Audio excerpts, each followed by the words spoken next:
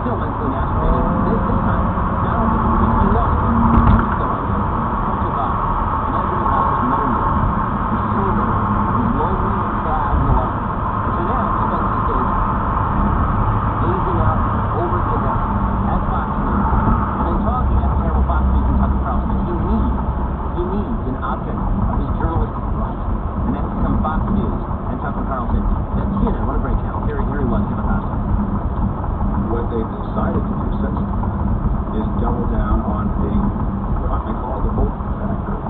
They churn out segments that gin up outrage, that they know is going to piss off their viewers and so on, even if it's cockamamie, made-up nonsense. He has these moments where he just sounds like a race-baiting tyrant, and it's like, what is he doing? What is that? It's ginning up anger, rage, and frustration in a certain segment of the American public, and I do think it does just a great deal of harm to this country. I mean, if we got Jim Acosta telling us what does harm to the country, I'd totally listen to that guy. I mean, you mean Jim Acosta, Fox News spends the time ginning up outrage? What do you do for a living, dude? This is a guy who took a picture of himself reading his audiobook. Well, journalists were getting, like, killed in Venezuela, and he's like, look at me, man, I'm so brave. My bravery, it's just incredible. But you should definitely listen to CNN. Your establishment media, they are so trustworthy. They're journalisming all over the place. Jeffrey Toobin is their mascot. Alrighty, we'll get to more on our esteemed media in just one moment. First, summer begins this month. You know what that means? It's time to save on life insurance. That way you'll have a bigger budget for summer things like pool floats, hard seltzers, you get beer. Between Father's Day, Flag Day, National Yo-Yo Day, the month of June, there's a lot going on. And that means that right now is a great time to just get that life insurance thing off the plate. Go over to policygenius.com right now. You can save 50% or more on life insurance by comparing over a dozen quotes with Policy Genius. You could save $1,300 or more per year on life insurance if you use Policy Genius to compare policies. The licensed experts at Policy Genius will work for you, not the insurance company. You can trust them to help you navigate every step of the shopping and buying process. That kind of service has earned Policy Genius an excellent rating on Trustpilot. Getting started is super simple. First, you head on over to policygenius.com. In minutes, you can work out how much life insurance coverage you need, and you can compare personalized quotes to find your best price. When you're ready, Policy Genius team will handle all the paperwork and the scheduling for free. Policy Genius won't sell your information to other companies, and they're not going to add on extra fees. Head on over to policygenius.com right now to get started. Policy Genius, when it comes to insurance, it's nice and super important to get it right. Go check them out right now, policygenius.com. Compare life insurance policies and find the best one. Okay, meanwhile, again, more journalism and greatness, this time from PBS's Denise Alcindor.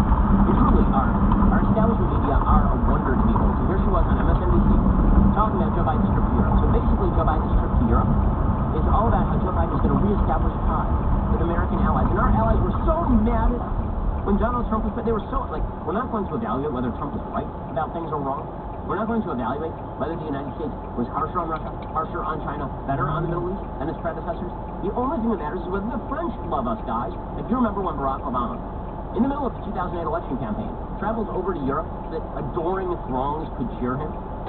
And some of us were like, wait a second, none of those people vote. What is he doing over there? I don't know. Why would I possibly care what the French think of us? I care so little what the French think of us, it would make their heads spin. I don't give a damn what the Germans think of us. I care whether we're doing the right thing for Americans or not. I don't care what any foreign population thinks of us, frankly. The question is, what is in America's interest, obviously? But Yamiche Alcindor, she's like, you know, it's going to take years for Europe to like us again. Yes. Note Yamiche Alcindor. The Europeans aren't real fans of the Americans for quite a while here. There's a lot of anti-Americanism in places like France or in Germany for a while. Like we've been at war a few times. Here's Yamiche Alcindor, just being a fool, as per her usual arrangement. They still had this feeling of America being a leader and of America valuing our European allies. And that was lost for a large part when it comes to President Trump, who was just openly hostile and was so mean in some ways to our European allies. That being said, there's still big questions about whether or not President Biden just is being here to do that. These scars are really something that takes, I've been told by experts, years. And there are a lot of European leaders who are going to be looking at America for a long time, wondering what exactly is going on with that democracy. And it might take several election cycles, I'm being told, to really do some of the work of restoring trust in America that President Biden wants to do with this trip.